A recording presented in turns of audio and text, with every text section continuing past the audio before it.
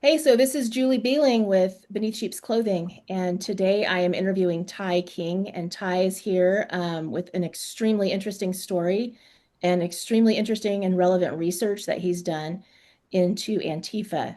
And himself being a former member of Antifa, I think this is something that all of us need to listen to and really comprehend what he has to say. Ty, thanks so much for taking time out of your schedule to talk with me today. It's good to see you again. It's been about a year since the last time I interviewed you. Yeah, likewise. Thanks for having me back. And oh my God, to say it's been a year is such an understatement. It feels like the last year's been three with everything going on. But yeah, I would encourage your viewers to go back to the first interview you and I did because that interview was really healing for me because you're one of the first people I spoke to. And, I just kept reaching out to more people, doing my own research, just going all these crazy avenues. And it's been very healthy for me mentally to be able to operate moving forward, like being able to confess these things to the public and to have people such as yourself willing to sit down and listen, because I think that's what a lot of people in Antifa, or rather who are a part of Antifa, need to do, especially right now. I hate to tell this to you in your audience, but more attacks are coming, more assassinations are planned, and this is the beginning stages of a civil war in their eyes. Now that the label domestic terrorist has been used, that is going to be their ultimate victim status, the ultimate tool that they're going to use to recruit and to justify horrible, horrible actions. And I personally see the move as labeling them domestic terrorists as a miscalculation, but it's certainly warranted, and I can respect the move. And every day just seems like it's getting crazier and crazier. But yeah, I won't ramble too hard on that. Yeah, so let's just give the viewers a little bit about your background, your experience with your participation with Antifa back in 2020 in Portland in those riots. Oh, Eugene, actually. I had connections to the Portland, but yeah. Okay, in Eugene, Oregon. And just really briefly, what was it that got you into involved with Antifa? What is it that got you out? And what is your main goal now with coming out and sharing with people? So go ahead and share that with us. Yeah, absolutely. It's a really, really long story, and I would encourage all your listeners to check out my podcast, The Triple B Collective, where I've just been deep diving like crazy this past year, everything about that. But essentially, what really got me into it was like the political climate at the time, the fact that everything felt so existential. The news is bombarding you with cosmic events, and you're watching everything collapse around you. You feel like you don't trust the government. I completely isolated myself from my family. I fell prey to drugs and alcohol very, very hard, as most members do. And at the time, I would have told you that I was jumping in because of George Floyd and the atrocities that are happening to the African American community. But in hindsight, really what that was just an excuse. I had different concerns about the government. I feel like I was acting out on, but a lot of what I was taking out on society was really father issues at the end of the day.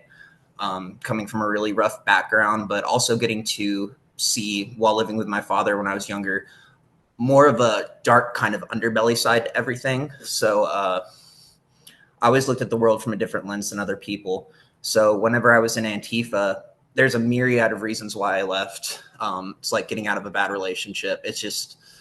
It took so much abuse and nonsense, and me being willing to put up with so much and engage in so much, that over time it broke. But one thing that really, really got me, I can think back to, is the fact that because I had seen people in my life who were members of the Aryan Brotherhood, real white supremacists, real Nazis, you'd think being a part of that group, we'd want to learn about that.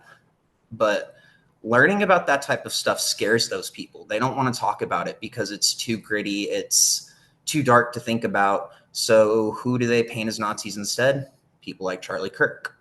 They go for the celebrity targets because it's all high school drama politics at the end of the day with what they're engaging with. But now it's turned, I, I really believe that what we're going through right now is a white man's jihad. I keep saying young white man, young white man, young white man, young white man, young white man. And the more I explore my story and trying to figure out why that was me, and why I was almost willing to kill somebody out in the streets myself, it's I'm realizing that there's a whole psychology and culture to this group that people just aren't aware of. And that's kind of what my goal has been over the last year, is just I figured the best way to explore this was to just do a tell-all. These are all the things I did, all the things I participated in. These are investigations I'm doing. And God, I thought I'd be getting more flack from Antifa, but like having a buddy of mine, he came out speaking against the Freemasons because we believed that there were some criminal elements connected to the group. I have Freemasons showing up to my work now. I haven't even gotten badgering from Antifa. I've had weird algorithmic attacks. The last few months have gotten very, very, very odd. And it seems to be the more we speak out about these criminal groups that are driving this in the shadows, who are taking advantage of groups like Antifa, I'm just realizing it's so much darker and deeper than I possibly thought. And I'm really hoping right now with the National Guard being in Portland and Oregon that they're going after the right people. But I'm really worried that Antifa, they're really just human shields at the end of the day for the key players who are really making the profits. And I think a lot of them are going to throw themselves under the bus, be thrown under the bus, get rounded up. And really, at the end of the day, a lot of these key shadow elements, these players, they're going to slip away because it's not understood. Not enough people are talking out. So it's like, what data is there to go on if people from that experience and that background aren't talking about it?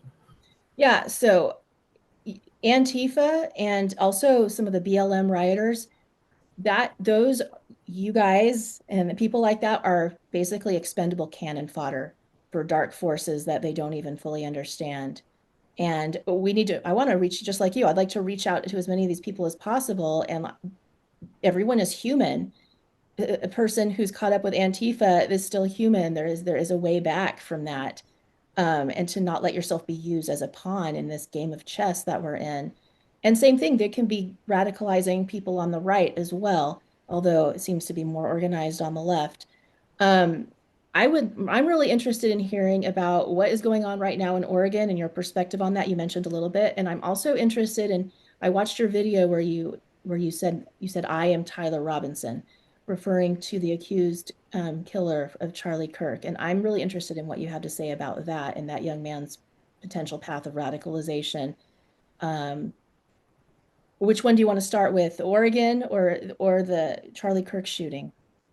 I'll start with the I am Tyler thing first because I felt like I was getting nowhere on the podcast. I was having really good conversations. I was putting out good content. I was doing a lot of soul searching, but it started to feel hopeless after a while because I was just like, why isn't anybody speaking out? You know? So recently found myself back in the path of Christianity again, trying to get right with God, which I think this podcast and these conversations really helped attribute it to, because I wouldn't even use the term Christian in the beginning. I believed in God, but I considered myself an omniist.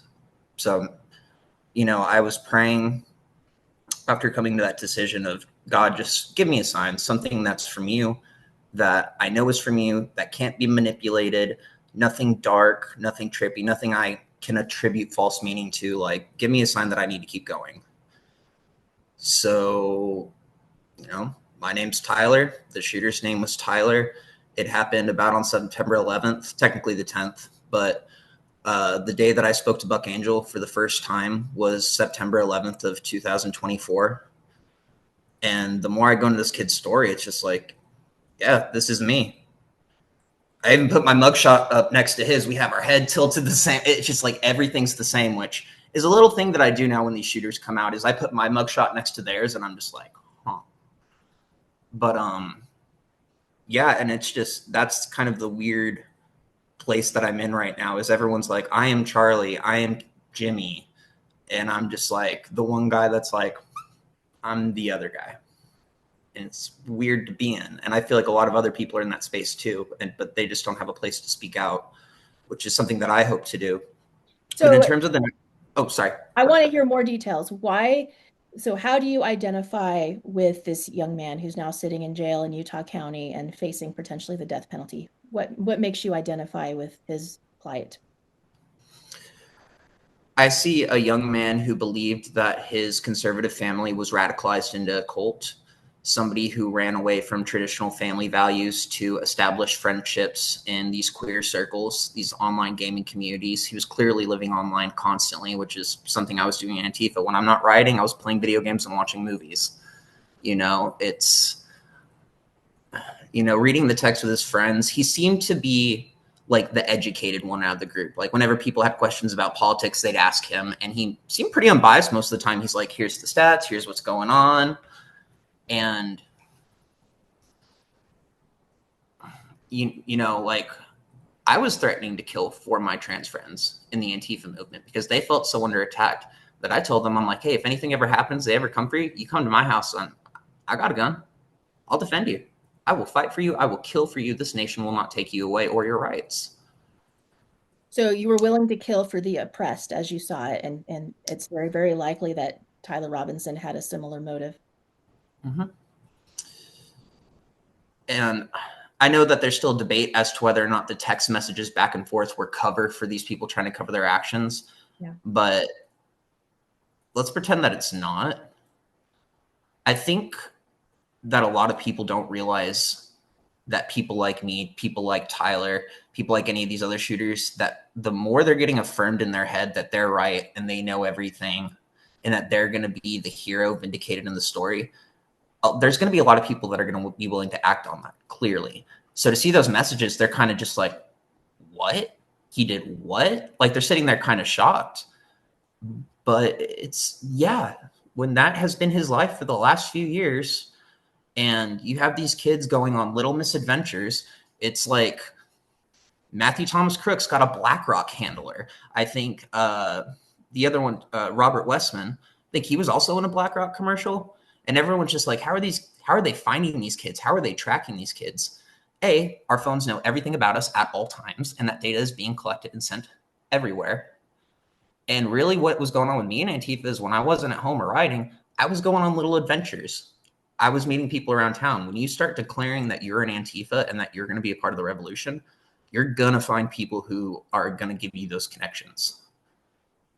So it's like I see a bunch of broken, lost kids fleeing to these blue areas and going on psychotic misadventures to where any shadow player can manipulate them along the way to do any number of horrible things, right down to political killings.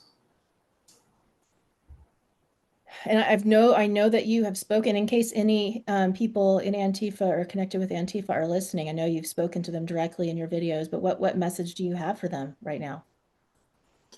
This isn't the way. I honestly went into the podcast with like so much hatred in my heart for these people, but really the more I sit back and think and recollect on these stories, these are just broken kids. If you are an Antifa, you are a broken kid. I don't care if you're 18, 25, 30, 40. You're a broken child from a broken place, running away from awful, awful things. And you want to enact change because this country's a shitty place to be. It's supposed to be the best country in the world, but we all hate each other. We all throw shit at each other. We're all dicks to each other. We don't really care about each other as much as we pretend to. But Antifa is not the solution for that, because most people in Antifa, like I've said before, are creatives. They're musicians, they're painters, they're drawers, they're performers. That's how you change the world. Not by going out and putting fear into, you can't even say 50% of the population anymore, because at this point, Antifa's just driven everybody else in the complete different direction. So now you can't go and strike fear into 80% of the population. It's clearly backfiring. The people that you think you hate, that you really love, will die, will suffer, will get caught in the crossfire. And if you're someone like me and you get out on the other side of it, every single atrocity, every murder, every political killing, every riot is going to be a reminder for the rest of your life of all of the shit that you threw at the world. And it is not a good place to be in. And I think a lot of people, quite frankly, have killed themselves over it. So it's not worth it. The revolution, it was stupid. I was there. It made no sense. We didn't know what we were fighting for. Everyone hated each other. It's not worth it. Just if you're someone in there, just get out and speak out. Or even if you just need to get out and get away from it, just do that, for the love of God. I mean, Because I have a feeling just the more that people like you would come out and just speak out, I don't think that you'll even be in trouble. I think that it will be welcomed from all aspects of society. And it would actually take an immense amount of bravery. It did take for you, I'm sure, an immense amount of bravery to come clean. And I hope that there's many more people like you that will just realize that it's not the road they want to go down. And look, yeah, there's a lot of bad things that have happened to people, but don't let yourself become, I'm speaking to anyone who will listen also, don't let yourself become a pawn in this evil game of chess. Like we need to find other answers. You had emailed me at one point saying that you've been doing a bunch of research. I don't know how much of that research you want to share of some of the connections with Antifa and maybe your understanding of the revolution, the civil war that's being attempted to be launched, but I'm very interested in hearing anything you have to say on the matter. Yeah. Well, so for me, I started to do this job because I got fired from my job at Applebee's. So I was like, well, I've worked at a political polling firm like 3 or 4 times now. Let me just go back. I know it's the election season, Kamala Harris versus Donald Trump. You know, if there's anything shady going on because it's Antifa operated and the trans crap is everywhere, then I'm like, then I can have something to talk about on the channel and get paid for it. Why not? But when I was in the training room, there was a guy there. I told myself I wasn't going to make any friends there because the people there are just completely demoralized, high on drugs, drunk, aggro. It just so many things. But there's this guy there, and when we were going through the room and everybody's introducing himself, he was basically talking about how he studied Judeo-Christian values or something to that extent. And he was well more put together than the rest. And I was like, oh, okay, there's something kind of about this guy. So I wound up having a smoke break with him, and we started talking pretty deep. And he was a part of Antifa at one point. And he was aggravated because within the last few weeks prior, there was people essentially getting pistol whips and guns drawn on them in downtown Eugene. Gay people who were just agreeing with trans politics. It was enough to incite a lot of violent instances, people being stalked, harassed, like all of that crap. So he actually wanted to put together an anti-Antifa coalition called the Pride Panthers, and he wanted me to help him start it and recruit people. And I'm just like, nah, I got a podcast, though, if you want to come on that and talk. And for a while, he wouldn't. And it took a lot of like getting to know him because he was very paranoid. He didn't trust me at first, even for as much as we were opening up. And I came to realize in time, like within the first day, I was like, okay, this guy isn't as well put together as I thought. Turned out that this guy had been with Antifa for really, really short period of time because he saw through the facade, but he had worked as a drug trafficker, essentially smuggling drugs all over the United States with various different groups. And he was being used as a mule to essentially supply a lot of the rioters and to get in with people in those groups and to start setting up those connections so that they could get them, meth, cocaine, heroin, whatever they needed. So he basically kind of played that role for a minute, and that's where a lot of his guilt came in, is he just played on their stupidity and saw them as money. But ultimately, he saw too much. He was being gang stalked when I met him, I learned. He was being monitored at all times, threatening text messages, people parked outside his home. He was, constantly doing drugs, drinking. He saw a lot of horrible things that had happened to children. He saw people executed in front of him, including his best friend in downtown Portland. Executed by whom? By cartels or by gangs? I Or don't know the specifics on this one, but he kept alluding to essentially the fact that downtown Portland is being operated by Chinese syndicates and that they're in control of the key players, at least when it comes to what's going on in Portland. So the people that he was working for were working under them. so the Antifa and rioting and unrest in Portland has Communist Chinese Party pulling the strings behind the scenes. I Wow. believe so. That's all based on, look, I'm a paranoid guy. Part of me wonders if this guy wasn't my handler, didn't know what I had going on, and wasn't coming in trying to put some false information out. But you've never seen a human being as broken as that man. It's like if he was a liar, he was a damn good one. Mm. And he was willing to speak out after I got a phone call he almost murdered a member of Antifa with his bare hands outside a bar. He literally called me saying, I think I killed somebody. And I'm just like, what the hell? That is not the call you want to get. Turned out he didn't wind up killing somebody, but he wound up beating an active member to a pulp with his bare hands because the member was bragging about sleeping with like a 14, 16-year-old kid. And no one was saying anything, and he lost it. So after that, I found him. I was ready to drag his ass to the police station, break his arm, restrain him, whatever I had to do. Like, I was not going to sit here and be affiliated with murder, because I was like, at that point, the channel goes down. You've just fucked me over completely. Like, this cannot happen. Like, what the hell, man? I don't care if he is a pedophile. You can't just kill people like this. So he wound up coming and speaking on the podcast, and he talked for about 3 hours, and he detailed all of this. But I think it was an act of God that the audio didn't come out at the end of it, because he was saying his name, his address, here I am, come and get me. I'm tired of hiding from you. Kill me already. I'll say everything right now. And I was just like, dude, simmer it down a little bit. Like, glad you're being open, but I'm going to have to cut a lot of this because I'm not trying to send people to kill you. But then my good friend Larry, who was a Freemason at one point, basically told me, treat this guy like a loaded gun pointed to your head and walk the hell away from him. He's like, I know who these people are. I know what's going on. And then over the course of a 7-episode series with him, talking about his encounters with the Greys and the Freemasons and the occult and this, things just got really, really, really dark. I always try to find shorter ways to tell these stories. This has been like the longest year of my life. And I know that this is true because the amount of resistance that I've been facing, it's very, very odd. So to summarize, you're saying that there's connections with drug cartels, potentially with Antifa. There's connections with communist Chinese, potentially.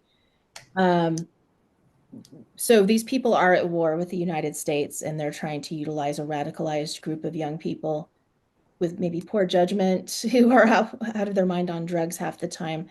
What else am I missing? No, that about sums it up on that front. And it's like, I don't know to what extent or how bad it is, but the news isn't going to talk about that front. Mm-hmm. And I had some sources that I had been talking to behind the scenes. And, one thing that kind of shocked me, was it Hurricane Irma, the one that wiped out the East Coast, and then FEMA didn't deliver like aid to like people with Trump signs? Helene, I think. Yeah. Helene. Sorry for anybody out there that suffered through that. It's just hard for me to keep up with the hurricanes sometimes. But essentially, whenever the government pulled out and they left the people there to rot, there was a stand down from the right-wing militias and Antifa. They were told, do not bring your mask, do not bring your banners, do not bring your guns, do not bring your weapons. If you feel like this isn't what we should be doing, don't show up at all. Both sides ordered to stand down and started working to help the community in that time of need. They said, we can't fight right now.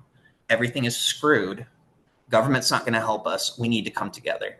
And from my understanding, that there's a lot of attempted peace talks happening with that, but essentially that it was on shaky ground, because if anything were to happen, it was essentially, it seems like they're wanting a color revolution. I think that Charlie Kirk was the green light for that, but I think that there was talks that they were trying to simmer that behind the scenes, and I can't see anything like that happening now. Okay. So tell me about your concept and your belief that which obviously there's plenty of evidence for, that we're on the precipice of an attempted civil war, and what Antifa's role. Go ahead and lay that out for what your concept of that is. I think the silence that we've felt the last year with Antifa signifies a lot, kind of a quiet before the storm. And it's like, a lot of these people, they didn't stop operating. A lot of people in Antifa, I knew they were like, okay, we want to go start a commune. We want to live with our friends. We want to get out of the city. We want to do this. I think that's how you wind up getting things like disease, trans, terror, cult. It's like, now they're starting to become more like cells, and they're all individually ideologically driven. They're not going to have any connections.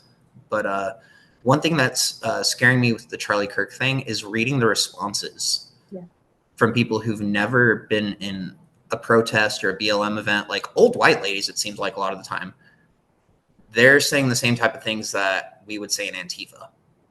So it's like, it's almost like now a large portion of the American public has that same murderous dialogue that really just used to be contained to the streets.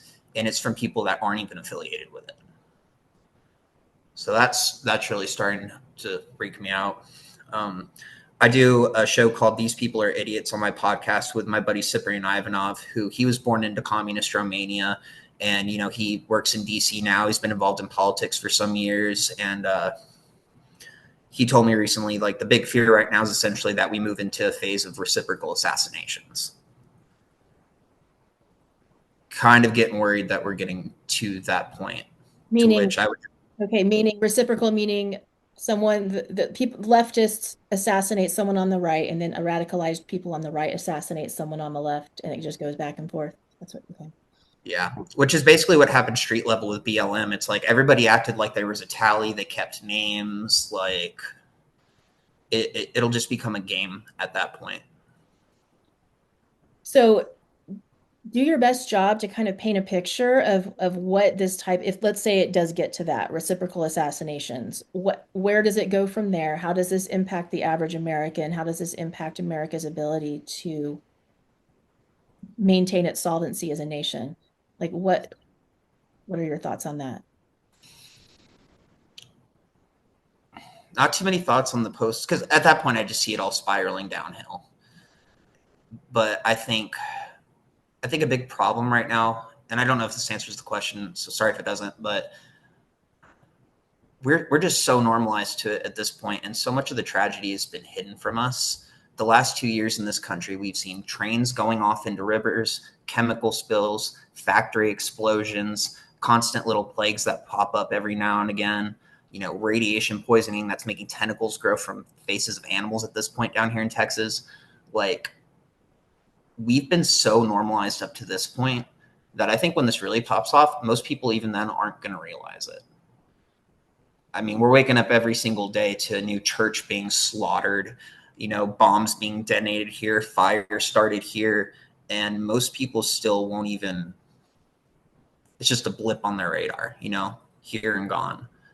So I think that what's scaring me is I don't think we're going to respond like in the movies. I think that a lot of people are going to go into this very, very jaded, very happy to be misinformed, very happy to not pay attention to anything until they walk into the middle of a mall and a white boy with an AK-47 guns him down for no reason other than the fact that Twitter pissed him off that day. Like, our response as a nation to the series of tragedies that have been happening in the last 10 years has been completely abysmal. We have all the freedom of speech in the world, and nobody has talked about the horrors of this. And to be fair, YouTube censors the hell out of people that try to. Like me, I've tried to talk about Antifa. I've had thousands of views disappear out of the blue. You know, I try to talk to people like Tim Pool and send a super chat. I'll send like $20. Hey, I was in Antifa. Let's talk. It'll steal my money and delete my messages. So a lot of this boils down to, I think, the social media companies are really setting the stage for this. And even with Donald Trump being empowered, like, the levels of technological suppression are still so thick that if there's any hope of getting through it, these censorship mechanisms have to go. Like, they have to go. If that means that my page is littered with Nazis calling for a Holocaust, so be it. Like, freedom of speech means everybody gets to speak and everybody gets an equal chance to be heard, even if their ideas are wrong and horrid. Okay, so freedom of speech is part of the answer. Being aware. I mean, what should what should the average person know about being prepared for what's coming, or what's likely to be coming, according to what you believe? Read your Bible. That's the lesson I'm learning. Read your Bible, learn how to shoot, make healthier decisions. Extend an olive branch, I think, is a big one. I think a lot of us have a lot of family members we've isolated and talked shit to. And I've been saying it from the beginning. So much of this could be healed with an I'm sorry, with an I was wrong, with a you want to smoke a joint, you want to have a beer, you want to go out to dinner. Like, it sounds so corny, but it's the lack of that over the last 10 years that's really contributed to this. We got to get back to the basics, I think. Yeah, I mean, you can call me an idealist, but I think the number one solution for that would put an end to all of this. And honestly, I think Erica Kirk did her part in this. It's actually extending forgiveness. And if people, if Antifa people, if radicalized people on the right, if anyone, if we forgive whoever it was that hurt us, and a lot of people have been very badly hurt. A lot of people have been had horrible childhoods. Parents did not properly care for them, or people do have wounds over being discriminated against with racism or whatever the case may be. We can forgive those people that have hurt us and we can move forward. That's really has to be a part of the solution. In the meantime, we got to be wise and we got to be aware. I mean, I live in one of the safest, most conservative communities in the whole nation, and I even still feel a need to be cautious. Well, what other things did you wanted to share about like in terms of like what you're seeing with Antifa, like what's going on behind the scenes? Are they training together? They're different the different cells doing like combat exercises or like what types of things might they be up to? Probably, because this is the thing, as much as I've been speaking out about Antifa, you'd think I'd be researching Antifa 24/7. A lot of what I've been doing the last year is going back to my own stories, my own past, really diving into my psychology and trying not to get too mixed up in what's going on. But now that all this is happening, it's kind of like, oh crap, I need to get back to studying. But I think what I've really learned is it's not necessarily well, it's obviously the militant types you want to be like afraid of, the people training and doing all that. But those are going to be more of your black bloc type street fighters. The ones that you want to look out for are the loose cannons and the ones who've created collectives. The Z's Trans Chair Cult, that was a collective. That was a couple of people who lived in their own reality, did all their drugs together, shared the same memes, had the same set of beliefs, didn't let any outside opinion in, and they forged their reality into something dark and twisted, and then people died. Tyler Robinson, I think even though he had these friend groups in this relationship, that was a lonely freaking kid. Robert Westman, lonely fucking kid. It's, if you want to understand what's going to happen with Antifa, you have to understand shooters. You have to understand their psychology. You know, stories like Aaron Stark, who did a TED talk, I was almost a school shooter. Guys like that. You know, people who've either committed atrocities or almost committed atrocities, because Antifa's behavior is becoming more akin to mass shooter mentality. When I read the stories of mass shooters, when I read these manifestos, and then I see their actions being carried out, the psychology is the exact same. It's the exact same. Thankfully, for minus a lot of people, minus the killing, but that killing is going to become more and more frequent, way more frequent. So for me, looking at like how there seems to be maybe out of proportion higher number of like say trans people who are maybe involved in some of these shootings, to me that makes sense because they've been told, the whole Marxist framework, oppressed versus oppressor, and if you're oppressed, you're morally it's okay for you to lash out against the oppressor. Is there anything else I'm missing with that aspect of things? No, that's about right. And I think what's driving the trans community with this is there's such a sense of fucking cruelty with these newer generations, and they don't even realize when they're being cruel. You see it in the memes, you see it in the jokes they make. There's just this nihilistic, narcissistic ego that just constantly likes to joke about dark and edgy things. But over time, that just becomes their entire fucking reality.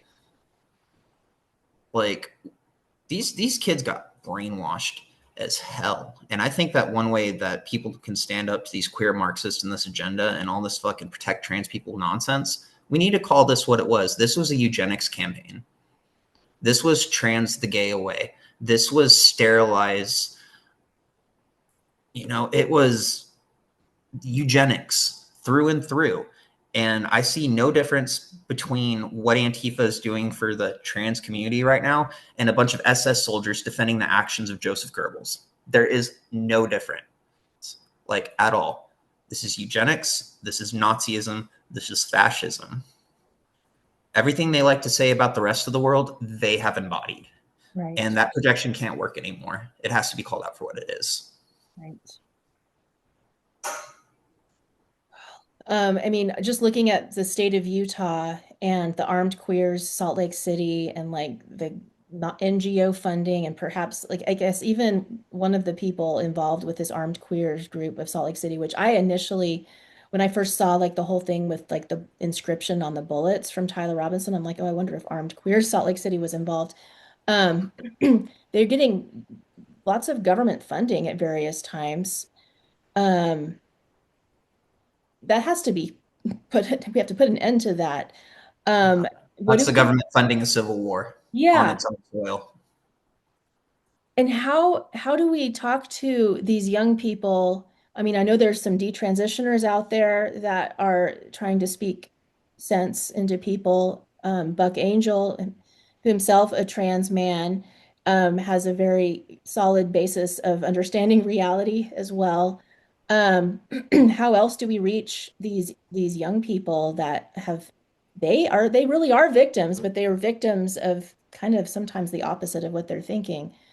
Yeah. Um, Well, I think Buck Angel really set the stage on that one because it wasn't just a few transitioners. You go through his channel, it's like probably hundreds. And the same with Blair White, Ariel Scarcella, Rose of Dawn. There were so many people going out there and pushing this issue that I didn't expect there to be such a backstep so fast on all these trans issues and for them to start banning a lot of these like abhorrent procedures.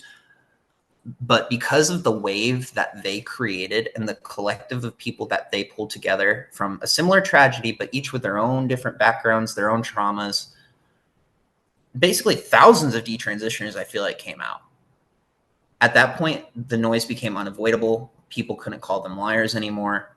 I think when it comes to Antifa, that needs to happen. And if anybody out there is listening to this right now and they've been a victim of Antifa or they've been in Antifa or anything that they feel like they could talk to me about, I want to help facilitate that message because somebody's got to fucking do it at this point. Because I'm just sitting here watching all these conservatives scream into the camera, being like, "Where are these people? Where are these people?" And I can't even send them a message without YouTube stealing my money. So, yeah. you know, there's a lot of resistance, but I think if people extend an olive branch and give these people a place to speak and offer that publicly, I think people will come out Yeah. because this is an insurrection and it has to be sold out. Yeah. So as you know, I reached out to Andy Ngo on X, and he actually responded to me to try to make a connection for him to talk with you. And then that was the same day that Trump signed that executive order, and Andy was on like tons of interviews, so I'm sure he was super busy. But I'm gonna reach back out to him. But what would you like to say to Andy Ngo? Let's say he gets to watch this. Thank you for pushing through all that bullshit, all that pain, all that struggle. Like, it took balls, it took courage. You you are a real example to I hope people in Antifa realize what an example you are of what it means to be a true American and to fight for justice and to fight for truth and to fight for freedom. And I'd love to run my mouth on everything that I know to you. Ultimately, just thank you because so many people in Oregon were willing to ignore what was happening, even when it was right in front of their faces. You saw the horrors, you saw the dangers, and you called out brats like me. We were punks. The people that beat you were punks. The people sending you threats, it's just not to sound too crude, but it's just bitch behavior. It's not okay. It's become increasingly terroristic. And to know that there's somebody who's been willing to stand up despite all that, it's pretty cool. It's really inspiring. And I just want to say thank you for that. Yeah. Well, I'll definitely share this interview link with him. Any last words for Antifa members, for Americans at large?